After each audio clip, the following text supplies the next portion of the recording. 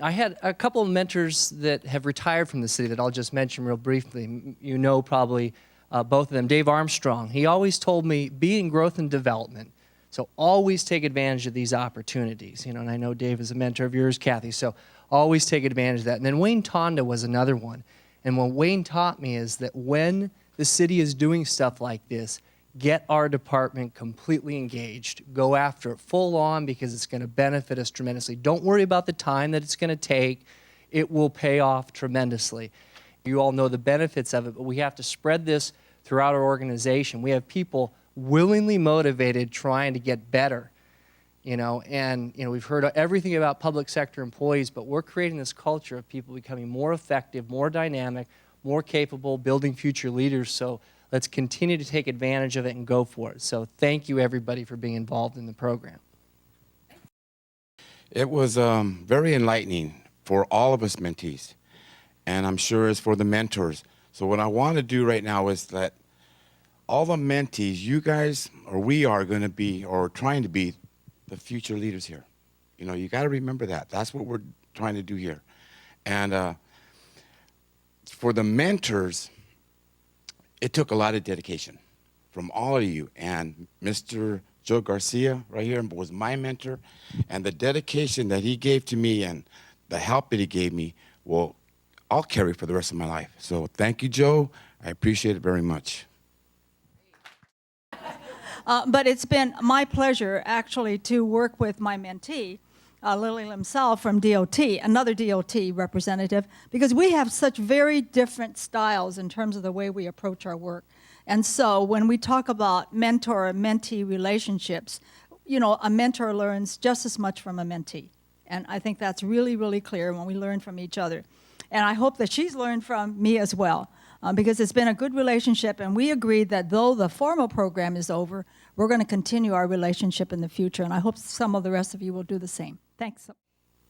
I guess what I can say is that I think it's a marvelous opportunity. I think it was well run by Kathy, and I learned a great deal in just stepping out maybe a little bit of my comfort zone. Kim was great at challenging me to do things to move on.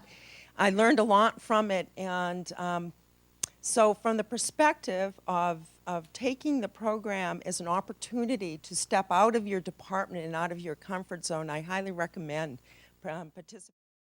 The structure of the program, it holds you accountable. You set up one-on-one meetings, and you got to show up to those meetings kind of prepared for the meeting and things to discuss. The program also has scheduled group meetings where the same thing, you're held accountable, you got to show up, be prepared to share your successes and your roadblocks there. So those are two things that stand out to me in my mind for this program. And I'm really thankful that our department embraces this and has given us an opportunity to be involved in this. Thank you, Kathy, for leading this mentorship program. And thank you, Jim, for taking the time to spend with me one-on-one. Thank you. I've had a real whirlwind tour, kind of, starting out as a fresh librarian. And I don't think I could have done a better job or as good of a job as I did with Mary Naku as my mentor. There's three things that really stood out for me. First of all was the reason why I chose her, and that was for her passion for the job. Just being dedicated to libraries in general, the library world, making libraries better for going into the 21st century. And that passion, I share that passion. Like, I really feel deeply about my job and that I want to be the best librarian that I can. And I saw Mary as that kind of person also. In all the meetings she was at and all the direction she's given, she really seems to enjoy what she does and loves what she does. And I love what I do, so I thought, she's it. That's who I'm going to choose. The thing that really struck me in this with working with Mike is it was just so refreshing to see somebody show up with so much transparency and vulnerability and the courage to look inward. And I was just amazed at how he just showed up like that. I mean, so often people, they want to work on things, but they're always looking at the circumstances outside, different things. And Mike wanted to work on developing more of an empathy, both from a leadership standpoint and personally. and he just demonstrated the utmost courage. I was absolutely amazed how resilient he was, and the self-awareness he had and the amount of effort that he actually put into learning how to do that and develop some of those skills and worked at those skills and the improvements he made. So, Mike, I just wanted to acknowledge you. Great job, and thanks. Yeah.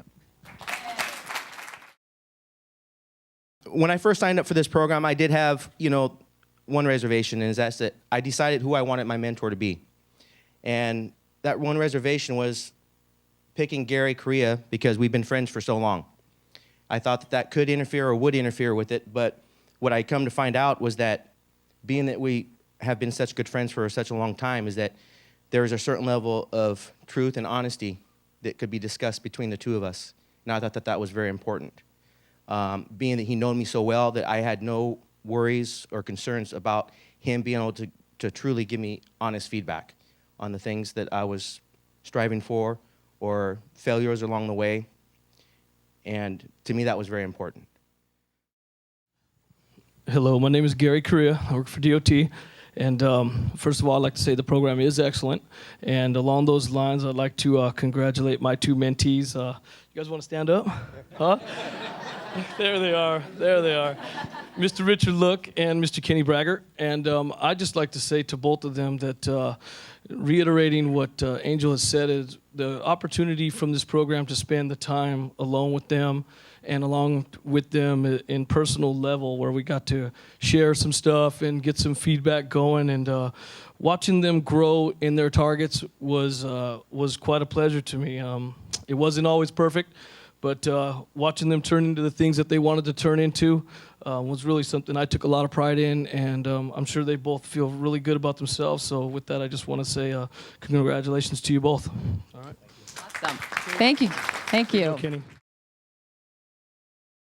So sometimes I would go into our meetings with Brooke and my meetings with Brooke, and I'd have ideas, and by the time I left, I was so confused because he had better ideas or different ideas, or he gave me things to think about that I hadn't thought about before. So at first I found that a little bit frustrating, but then I just took it as a different way to approach things, and I didn't let it get me down. And what I have to say about Brooke is he was always available to me. Every single time, every meeting I asked him to come, he made the time. And that man is busy. I know we all are, but boy, he's involved everywhere I look around the city. There's Brooke, That you can have lots of mentors. I learned something from Diane. I consider her a mentor in an area. I learned from Jim Helmer when I worked here before some qualities that were good. I've learned from peers, subordinates, superiors, parents. I've learned from city council members.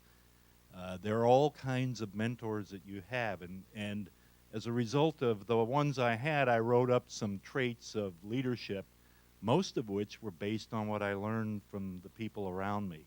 So I think whenever you're in a program like this, you need to reflect on how much you do learn from others and what that means in helping to build future leaders in this business.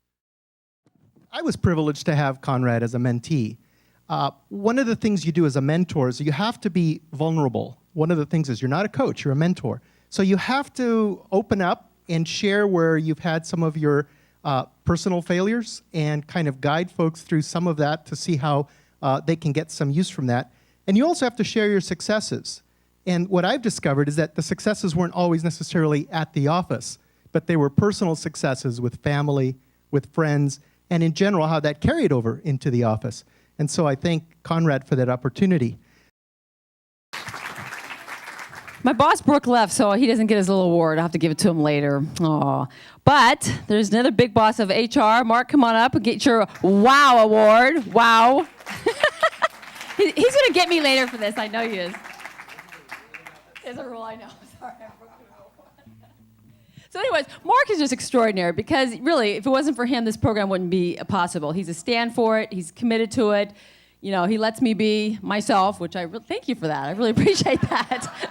I know it's a little scary at times, but I just love working for you in the department, so I just really want to thank you very much for what you do. Thank you for the comments, but they really are us just doing our best. They don't become anything until they really touch people, and you all start to help shape them and the organization starts to learn as we move forward too. So, and I think I'm sure Kathy still has more to say, but maybe before we end, we could all just stand up and give Kathy a standing ovation because she really is the person who drives this. So thank you.